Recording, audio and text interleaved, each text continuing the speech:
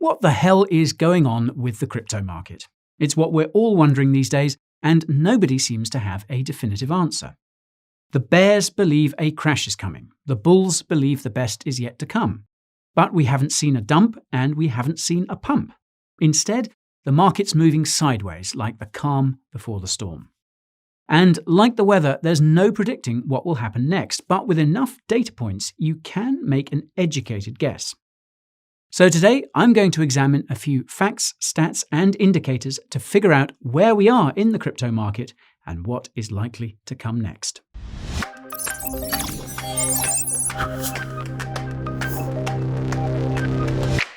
Whether you're a bull or a bear, there's a disclaimer of which you must be made aware. Nothing in this video should be interpreted as a financial or investment suggestion. Please don't FOMO into any cryptocurrencies I mention. Everything here is for your education and enjoyment, something to take the edge off of your employment. If this is your first time stopping by, my name is Guy, and this channel is packed with enough crypto content to reach the sky. Coins, tokens, news, reviews, exchanges, DeFi, tutorials, and more. If these topics don't interest you, have fun staying poor. If you're in tune with the future of finance, subscribe to the channel and ping that notification bell, perchance. You can use the timestamps in the video timeline to skip ahead to any interesting topics you find. The more you watch, the more you'll expand your mind. Now that we're on the same wave, let's see why the crypto market has been so lame. If you've been keeping up with my weekly crypto reviews, you'll know that I've been watching Bitcoin's price action through a Wyckoff lens. As a quick recap, Wyckoff was a guy who noticed over 100 years ago that institutions and large investors manipulate markets. After watching their influence over the markets, Wyckoff noticed that they would create the same 4 price patterns over and over. These are designed to attract and then shake out retail investors, leaving them with less than they came in with. Wyckoff's distribution schematic lines up quite perfectly with Bitcoin's price action in April and May, and this is something that was first noticed by another crypto YouTuber called Uncomplication. Nobody believed him at the time, but since the crash in mid-May, Wyckoff has become a household name amongst crypto holders. In my own video about the Wyckoff method, I considered the possibility that we have entered a Wyckoff accumulation, and this is the pattern I've been tracking since then. Initially, I overestimated the amount of time it would take for the pattern to play out, which is a common mistake. Another common mistake is the belief that a Wyckoff on the 1 hour means we're headed to the moon. Now, as most traders will know, the longer the time frame, the stronger the trend. My Wyckoff analysis is being done on the daily chart, for your information. Assuming we're still in an accumulation phase, we have another 6 weeks left before the crypto market really begins to recover. We may or may not see another big dip before then. I say assuming because it's possible that we're actually in a different Wyckoff pattern or not in any Wyckoff pattern at all. The alternative Wyckoff pattern in question is redistribution, which looks like an accumulation in the first half but results in another massive consolidation to the downside in the second half. As you can see, Wyckoff's redistribution pattern looks eerily similar to Bitcoin's current price action, and even more so than the accumulation pattern. Now, before you panic sell though, consider the fact that institutions are probably aware that most crypto investors know about Wyckoff. Uncomplication's video has 1 million views, and mine is nearing 800,000. Almost every article I've seen about Wyckoff in the crypto media has also had tons of views and shares. What this means is that we might see institutions violate the Wyckoff pattern in the same way that they violate the technical analysis patterns the average trader is seeing and using. In other words, we could see confirmation of a Wyckoff redistribution taking place, only to see the price suddenly snap to the upside.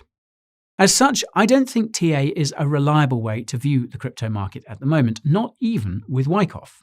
So, what now? Well, the convenient thing about crypto's sideways price action is that there are only 2 ways prices can go from here, up or down. If technical analysis is full of doubt, we need to zoom out. In case you missed the memo, the crypto market is part of the broader financial market now that the institutions are involved. This has been the case since Bitcoin futures began trading on the CME in late 2017, and some believe this is when institutional manipulation of the crypto markets began. It also explains why the cryptocurrency market is increasingly correlated with the stock market, which is Wall Street's home turf. As I mentioned in my video about what influences Bitcoin's price, cryptocurrencies are in the deep end of the risk pool as far as investments go. As you move to the shallow end of the risk pool, you'll encounter growth stocks, value stocks, and finally, government bonds, which are the lowest risk investments and consequently offer the lowest returns. When confidence in the market is high, investors are more likely to take risks in exchange for higher rewards. When confidence in the market is low, they move their money to risk-off assets in the shallow end of the pool so they won't get wrecked by the waves. Right now, almost every stock is hitting all-time highs, even growth stocks that have similar risk profiles to Bitcoin. This begs the question, why is the cryptocurrency market flat while everything else rallies? Well, there are two possibilities here. The first possibility is that we are on the brink of a massive crash across the board. This would prompt most investors to sell their riskiest assets first, and that list includes cryptocurrencies. The cause of this potential crash will likely be the same thing as last time, and that's the pandemic. As CNBC's Jim Cramer pointed out, investors are starting to get nervous about the possibility of more lockdowns in the fall due to the spread of new variants around the world. This is reflected in government bond yields, which have been decreasing as investors pile into bonds for safety. If a crash happens, it's possible we could enter a bear market, and I happen to have a video that can help you plan for that. It's up there in the top right. The second possibility is that investors are hesitant to buy cryptocurrencies for other reasons besides risk. After all, they wouldn't be buying similarly risky stocks and assets if risk was the main concern. According to ARK Invest CEO Cathie Wood, big investors are looking for two things in the crypto market: resiliency and sustainability. Most of them pulled out because of China's crackdown on crypto mining in May. You might recall that this was one of the primary causes of the crypto crash. Cathie likens China's crackdown on crypto mining to China's crackdown on crypto trading in September 2017, which tanked the market just a few months before its record-setting rally. Back then, big investors waited until the trading volumes of cryptocurrencies became more evenly distributed around the world and recovered their liquidity before buying back in. Today, big investors are waiting until Bitcoin mining becomes more evenly distributed around the world and for its hash rate to recover. This is finally starting to happen as Chinese miners set up shop in other countries. Bitcoin mining is also getting greener by the day, which was another pain point for many institutional investors. Lo and behold, the big buyers are starting to come back. As I mentioned in last week's crypto review, publicly traded cryptocurrency funds have started adding to their holdings for the first time in over 5 weeks. Bitcoin whales have also started stacking a significant amount of sats according to Glassnode's on-chain analytics. It's worth pointing out that this indicator further supports the notion of institutional market manipulation a la Wyckoff in May. The BTC balance says it all. Now for the real question. What comes next for the crypto market? Even though a crash is somewhere on the horizon, I believe that we're going to see one more massive run-up before then, and here's why. For starters, there are going to be some seriously bullish developments for almost every major cryptocurrency ecosystem over the next 2 months. On September the 7th, Bitcoin will officially become legal tender in El Salvador. This could see a flood of demand for BTC come from the country and speculative investors. Ethereum's EIP 1559 upgrade has been confirmed for August 4th, which is less than a month away. This will see a portion of all ETH gas fees burned, with the remainder going to crypto miners. With enough transactions on the network, this could offset ETH's inflation and turn it into a deflationary asset. Consensus also claims that EIP 1559 will slightly reduce gas costs. Cardano could see smart contracts roll out on its blockchain as early as August, which is something that the crypto community has been not so patiently awaiting. Polkadot will also likely begin its parachain slot auctions in August, which will enable its own smart contract functionalities. Once these upgrades go through, the demand for these smart contract cryptocurrencies is going to go through the roof for one reason: DeFi. The yields you can find on even the most vanilla DeFi protocols are much higher than anything any centralized financial institution can currently offer you. Investors, big and small, are feeling the squeeze from low interest rates and high inflation, which basically make any yield below 5 to 7% a break-even number. This is why institutional investors have been piling into DeFi, and Cathie Wood believes this adoption was actually facilitated by the crypto market crash in mid-May. This is because institutions were able to see that cryptocurrencies' DeFi protocols are resilient to massive market downturns of 50%, primarily those operating on Ethereum. This might be why institutions have had such a favorable view of Ethereum as of late. Whereas Bitcoin is still recovering from its hash rate collapse, Ethereum's has been comparatively unaffected, and its decentralized financial ecosystem has likewise remained stable. I'm sure that institutions also like that they can have a say in Ethereum 2.0 by staking ETH, which is something that is now available at a bank in Switzerland. Because of these and other factors such as general user adoption, I think it's very possible that we'll see Ethereum flip Bitcoin by market cap when the next bull run comes around. This is essentially guaranteed if Ethereum sees an ETF before Bitcoin, and it looks like this might just happen. Some of you might recall that VanEck filed for an Ethereum ETF back in May this year. Later that month, WisdomTree followed suit with its own Ethereum ETF. While there's been a lot of news about Bitcoin ETF decisions being delayed by the SEC, I've not seen anything about these Ethereum ETFs. I wasn't able to find any evidence of delays for these ETF filings when I went looking either. Now, the SEC has 45 days to approve or reject an ETF or extend its decision period. This means we should have heard something about VanEck's Ethereum ETF, which was filed on May the 7th, which was 66 days ago. As for the WisdomTree Ethereum ETF, the SEC had until July the 12th. No news there either. However, these timelines assume that the 45-day window means regular days and not business days, which is again something I wasn't able to find clarification on. On the off chance that the SEC's deadline is measured in business days, this means they would have made a decision to approve, reject, or postpone VanEck's Ethereum ETF on July the 9th, with WisdomTree's decision date set for July 30th. This timeline would explain why we haven't heard anything about these Ethereum ETFs yet, and it could even mean that VanEck has been approved already, as it's unlikely that news would come out right away.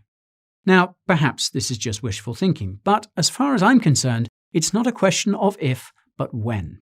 Now, you can learn more about ETFs and what effects they could have on the crypto market by watching my video about that using the link up there in the top right. So, this leaves one last topic to tackle, and that's price predictions. Let's start with the bearish scenarios. If the bottom completely falls out of the crypto market, the lowest we're likely to go is the 20k range. This is because 20k is the previous bull market high, and it's also a psychologically comfortable number. Note that we could wick below 20k because of Bitcoin liquidations, courtesy of over-leveraged traders. This would correspond to a 35 to 40% drop from today's prices. Given that altcoins typically shed 50 to 100% more than Bitcoin during these dips, this would correspond to a 70 to 80% dip for large and mid-cap altcoins, likely more for small-cap altcoins. If there happens to be some black swan event that results in a total freefall, the danger zone is somewhere in the 5 to 7k range. This is because that's the price at which Bitcoin mining is no longer profitable, even with a significant hash rate adjustment. The good news is that this is a way away from current prices and would require a colossal crash of nearly 90%. Obviously, this would decimate almost every altcoin on the market. In the most extreme bull scenario, Bitcoin could reach as high as 500k, which would put its market cap on a par with gold. This is the price point that many wealthy individuals and institutions are shooting for, though their timelines are much longer than the next 5 months, and rightfully so. Unless half the planet adopts Bitcoin as legal tender during that time, there is no way that $11 trillion will find its way into BTC by the end of 2021, which is the market cap it would need to hit that price. A more realistic expectation is the 100 to 200k range, which is an easily achievable target if a Bitcoin ETF is approved in the United States before the year's end. This would work out to a modest 4 to 6x move from current prices. Most large cap altcoins would see comparable gains, with many mid and low caps likely doubling that. Although I do have a video dedicated to spotting the top, I will preface it with the fact that institutions may once again try and manipulate the top the way they did back in April and May. This means we might not see the same blow-off top we've seen in previous bull markets, at least not for Bitcoin. You can find that video on how to spot the top by using that link up there in the top right, and I suggest you watch my video about the Wyckoff method as well. That's in the video description. I'll admit that I felt a lot more confident about the crypto market after doing the research for this video. As loud and strident as the crypto FUD has been recently, I couldn't shake the feeling that something was off. How is it that everything else is rallying while the crypto market is trading sideways? I figured there must be more to this story, and it seems my suspicions were correct. The clampdown on cryptocurrencies by various countries around the world, coupled with concerns about the environment, really seem to have spooked individual and institutional investors. These situations are improving, and the return to regular network operations seems to be happening faster for Ethereum than Bitcoin. If resiliency, sustainability, and decentralization are truly what institutions are looking for in cryptocurrency, then the recent regulatory moves against Binance suggest that trading volume is the final frontier. Binance still handles most of the market activity for crypto on any given day, and this is probably what serious investors are really taking issue with. Progress is being made on that front as well, and most of cryptocurrency's core issues are set to be resolved in the coming months. Although a black swan event is always on the table with this damn pandemic, a white swan is much more likely in my book. This could be anything from Tesla announcing that it's accepting Bitcoin payments again to an Ethereum or Bitcoin ETF. It could even be another country announcing that it will be making Bitcoin legal tender. Now, while I'm skeptical that any combination of bullish announcements could take us past 200k this time around, higher price points are definitely on the menu for Bitcoin and just about every other cryptocurrency on the market in the long term. Except for shitcoins, of course. If you enjoyed today's video, be a champ and give that like button a pat. I've got plenty more content coming down the pipe, so subscribe to the channel and ping that notification bell on the bottom right. This isn't the only place you can find me either. I'm active on TikTok, Instagram, Telegram, and Twitter. I even have a weekly newsletter that contains my personal cryptocurrency portfolio, as well as boatloads of information about the market that you need to know. If you've made some gains, consider heading over to the Coin Bureau merch store to level up your fashion game. You can find your way to these handy resources using the links in the video description. Well, that's a wrap. Thank you all so much for watching. I'm off to take a nap. Night-night.